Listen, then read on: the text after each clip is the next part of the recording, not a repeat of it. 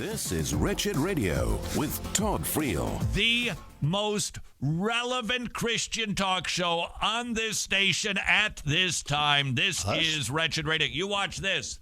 This is how contemporary we are. Perdita the cat, not going to inherit the kingdom of God. See what I did there? I took a beatitude and I applied it to Perdita the cat, making it hip and relevant, because that's what we are here at Wretched Radio.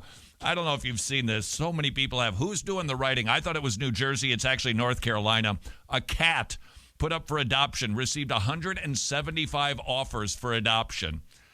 I don't know who is behind this, but they are a funny person at this shelter. Meet Perdita. Not for the faint of heart. Likes staring into your soul until you feel as if you may never be cheerful again. The song Cat Scratch Fever, the movie Pet Sematary, because church is her hero. I don't know what that means. Jump scares, her specialty. She likes lurking in dark corners, being queen of her domicile, fooling shelter staff into thinking she's sick. The vet agrees, saying she's just a jerk. Oh, man. Dislikes the color pink. Kittens. Yuck. They're so chipper. She dislikes dogs, children, the Dixie Chicks, Disney movies, Christmas, and last but not least, hugs. She's single and ready to be socially awkward with a socially awkward human who understands personal space. Free adoption. And off she goes to a couple in Tennessee. She's not going to inherit the kingdom of God, that Perdita. We got to get that stuff under control. And it is a fight. It is a battle. And honestly, it is probably the source of more divorces than we can imagine. I've got to have it my way. I have to do things the way that I want to do them, and you're just getting in my way. Now, I'm happy with you when you are in conformity to my will, my way of thinking, my preferences. We're all good. But you don't. And this is not going to work for me. Pride is simmering underneath virtually everything we everything we think, say, and do, unless we bridle it and get it under control. And it is not easy these days when we are encouraged to be angry all the time. The media, they want us to be Perdita the cat. We keep watching. It's our catnip. Is this analogy getting out of control at this point? I don't know. I missed everything because my cat was pestering me to let him out. It's true. I can actually hear the cat meowing in the background. A house with a cat and a dog. I don't understand it. I don't either, and I've been living in it. Do you call yourself mom and dad with the cat because you don't with the dog? No. The only reason I like the cat is because it takes care of the vermin. That is it. You know what? Some dogs do though too. You know, they're terriers. They're ratters, and they can sniff them a mile away. How do you and I go about the business of not being Perdita the cat? I am so pleased with this illustration at this point. Wow, I never thought we'd be this relevant and timely. Meekness enables us to rightly receive divine wisdom. We are to put away all filthiness and rampant wickedness and receive with meekness the implanted word which is able to save your souls. In other words, we are supposed to be able to hear correction and instruction and go, thank you. Even if it's delivered with a rotten wrapping. I'm so glad, because you become teachable, because it's not your interest is no longer my way.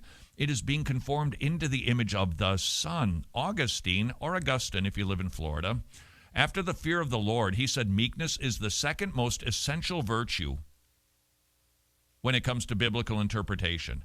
That we have a fear of the Lord. It drives how we read our Bible. If you're reading a verse that's in question, let's just say there's a verse that people tussle over, and it has to do with a sin area. You are going to interpret it one way if you have a fear of the Lord and another way if you don't.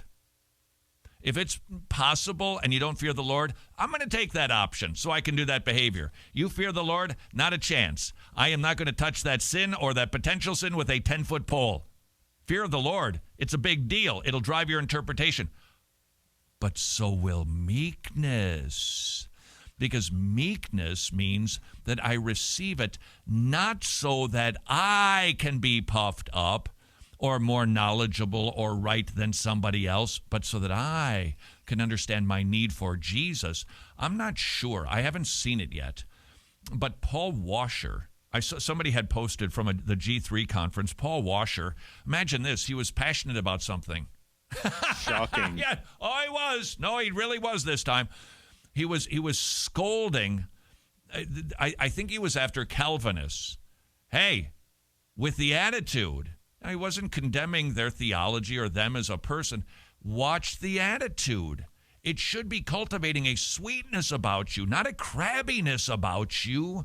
And so when we receive the Bible without meekness, we can get ugly with it. Well, I'll have to find that Paul Washer sermon for you, because I'm sure that he was somewhat tense about it. By the way, I did get to see Paul Washer at the G3 conference only briefly. We were in the purple room. It wasn't a green room. It's actually a purple room. I'm telling you, it's at the Georgia Convention Center, the G3 conference every year, and the person who designed it, honestly, must have had some sort of infatuation with Prince. Oh, is it purple in there? It feels like Paisley? You just walked into purple rain. Is it what? Paisley. Paisley, like Paisley Park? Yes. What is going on with Paisley Park anyway? I don't know, but it costs a fortune.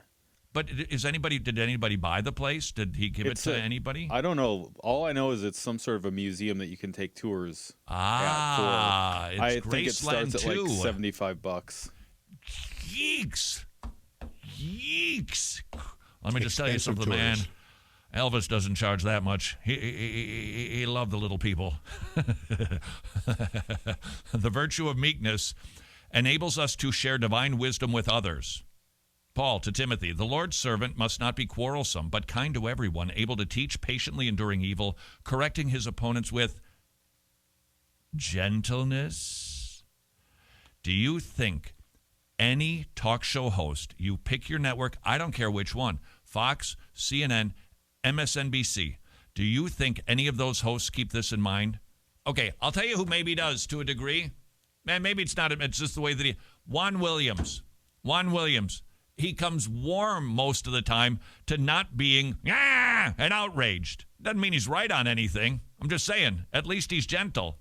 And he's a liberal. I mean, that kind of hurts a little bit. Although I did just read something of his where he was saying that he thought the president of the United States should not go to the pro-life march because it divides the nation. What? Since when can't a president say this is right and that's wrong? What, don't we do that all the time? He thinks that's what divides the nation?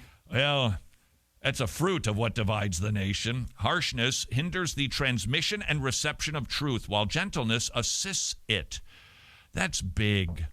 That's really big. Just ask yourself the question, when you're trying to train up your child with Christian virtues, do you do it tenderly, gently, or is it sharply and rather aggressively and angrily? It's so easy, isn't it?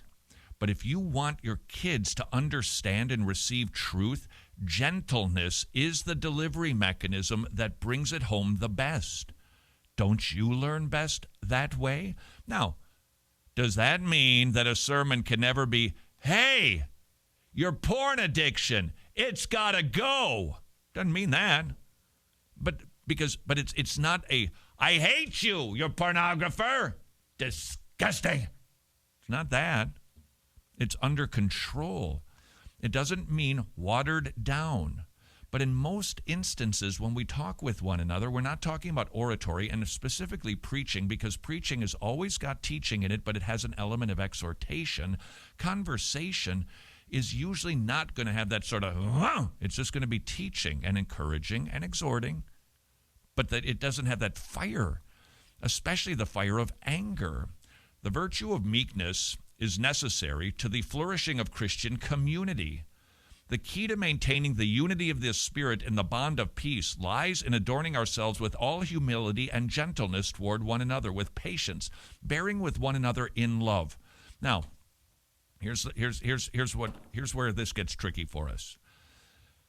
You turn on your YouTube machine, you go listen to some sermons, you get the texts and the tweets, and the problem is there are some preachers, that's their hobby horse right there. And so it's always about a misinterpretation of what these things mean. That it needs to be like you're singing a Leo Sayer song. It's just you're a Bee Gee, just everything is breath. No, that's not what it means. But there are people who interpret it that way, and this is all they talk about, and then condemn anybody who holds on to the truth. And therefore, when we even hear somebody who is solid talking about being gentle, it's like, sold out! Yeah, you're getting watered down and liberal. We've got to fight against that temptation and fight to work on the virtue of gentleness. Why? It's commanded, and when we are more like Jesus, and that's better than being a political talk show host. This is Wretched Radio.